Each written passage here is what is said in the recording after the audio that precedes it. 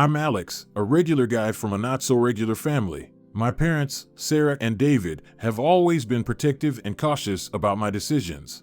My younger sister, Lily, is the typical nosy but loving sibling. One day, I met the love of my life, Emily. She was smart, funny, and kind-hearted. But there was one thing that bothered everyone around me: her appearance. Emily wasn't conventionally attractive, and my family couldn't understand what I saw in her.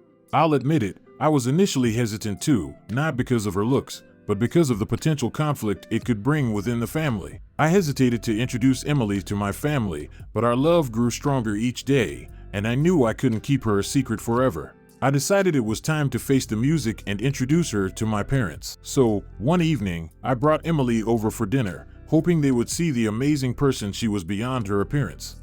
The tension was palpable as we sat around the dinner table. My parents exchanged worried glances, and my sister couldn't hide her curiosity. As the evening progressed, they subtly tried to dissuade me from continuing the relationship, using phrases like, "You can do better," or "Think about your future, Alex." But I stood my ground, defending Emily and our love. Despite my family's disapproval, Emily and I got married. We believed in our love and knew we could build a beautiful life together. It wasn't easy, though. The constant disapproval and lack of support from my family put a strain on our relationship. But Emily and I stuck together, knowing that love could overcome even the most challenging obstacles. As months passed, my family's disapproval remained unchanged, but they reluctantly kept their distance. Emily and I were content, focusing on our relationship and supporting each other through thick and thin. Time flew by, and something magical happened. Emily's inner beauty began to radiate outwardly as well. Her confidence, self-love, and happiness started transforming her appearance. Slowly, those who had judged her solely based on looks started seeing the remarkable person she was becoming.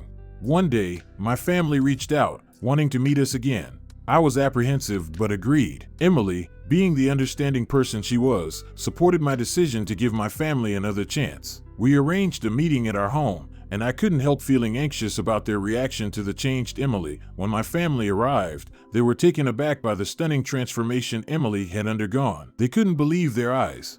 As we all sat together, my parents and sister were visibly uncomfortable, perhaps feeling guilty for their past behavior. After an awkward silence, my mom finally spoke up. "Alex, we owe both of you an apology. We were so focused on appearances that we failed to see the remarkable person Emily truly is. We should have trusted your judgment." Emily smiled graciously and replied, "Thank you for giving me a chance. I understand why you were concerned, but I'm glad you see the real me now." From that day on, my family embraced Emily as a beloved member of our clan. Physical transformation might have surprised them, but it was her compassionate nature, her ability to forgive, and her unconditional love that won their hearts. My name is Jessica, and I'm just an ordinary girl navigating through life with my best friend, Sarah. We've been inseparable since childhood, sharing everything from secrets to dreams. Our lives took an unexpected turn when we both fell for the same guy, Daniel. He was charming, kind, and had that magnetic aura that drew people in. The moment he walked into our lives, Sarah and I couldn't help but feel butterflies in our stomachs. So, the love triangle began. As Sarah and I discovered our mutual feelings for Daniel, our friendship turned into a battleground of emotions. We tried to suppress our feelings, but jealousy and competition crept in, causing constant quarrels and arguments. One evening, amidst the tension, Sarah and I got into a heated dispute. "He likes me more, Jess. Admit it," she yelled. I retorted, "Oh, please. You're just trying to manipulate him into picking you." The bitterness in our words left scars on our friendship, but neither of us was willing to back down. The situation escalated when Sarah's desperation pushed her to a dangerous limit. One day, as we were crossing the street, she impulsively pushed me towards an oncoming car, hoping to eliminate the competition. In a moment of panic and adrenaline, I managed to leap out of harm's way. It was a close call, and I couldn't believe Sarah had resorted to such a dangerous act just to get Daniel's attention. Surviving that accident was an eye-opener for me. It became evident that Sarah's desire for Daniel had overridden her concern for my well-being. I couldn't continue a friendship with someone who didn't care about my safety. I confronted Sarah, tears streaming down my face. "How could you, Sarah? I thought we were best friends. I can't believe you would put me in harm's way just to get what you want." Her expression wavered between guilt and anger, but she couldn't deny the truth. "I didn't mean for it to go that far. I just wanted him to notice me, to choose me. With a heavy heart, I replied, I can't be friends with someone who would hurt me like this. It's over, Sarah. Our friendship is over. After cutting ties with Sarah, I focused on healing my heart and rebuilding my life. Surprisingly, with Sarah out of the picture, Daniel and I had a chance to connect on a deeper level.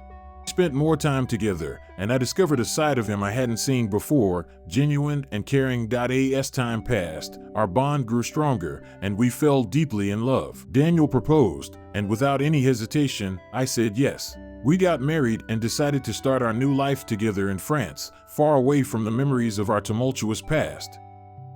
I'm Jake, a regular guy who used to struggle to make ends meet. One day, fate smiled upon me when I met Isabella, a wealthy and sophisticated woman. She had an air of elegance that was both intriguing and intimidating. We crossed paths at a charity event, and somehow, we clicked. Isabella offered me a proposition that I couldn't refuse. She had this massive posh house, and she was lonely, craving male attention. In return for companionship, I would get to live in luxury, free from the financial burden that had weighed me down for so long. It seemed like a win-win situation, and I eagerly accepted her offer. Living with Isabella was like stepping into a completely different world. The lavish house, expensive gifts, and exquisite trips were beyond anything I had ever experienced. She showered me with attention and gifts, and for a while, I basked in the lap of luxury, but as time passed, I couldn't shake the feeling that something was missing. Despite the wealth surrounding me, I yearned for a deeper connection, one that went beyond material possessions. 2 years into our arrangement, I met Emma, a young woman full of life and excitement. She had this magnetic energy that drew me in, and I found myself falling for her. One day, I gathered the courage to tell Isabella about my feelings for Emma. Isabella, I appreciate everything you've done for me, but I've met someone who makes me truly happy. I think it's time for me to move out and start a life with her. Isabella's expression darkened, and she spoke with a hint of bitterness. You were just using me, weren't you? All this time, you've been waiting for a chance to leave. A few days later, as Emma and I were sound asleep, we were awoken by the horrifying sound of screams and crackling flames. Our house was on fire. We rushed to the window, and through the smoke, I spotted Isabella's expensive car parked nearby. I can't believe this, I muttered in shock, realizing that Isabella had set the fire as an act of revenge. Emma held my hand tightly, her voice trembling. We need to get out of here, Jake. With our home in ruins, we had nowhere else to go. Emma and I were forced to seek refuge with Isabella once again, even though I knew it was a dangerous move. Isabella's demeanor changed, and she played the part of a caring host, but I couldn't forget the destruction she had caused. I was caught in a web of deceit, torn between the love I had for Emma and the fear of what Isabella might do if I left again. It was a nightmare, and I couldn't see a way out. Write your opinion in the comments and subscribe to the channel.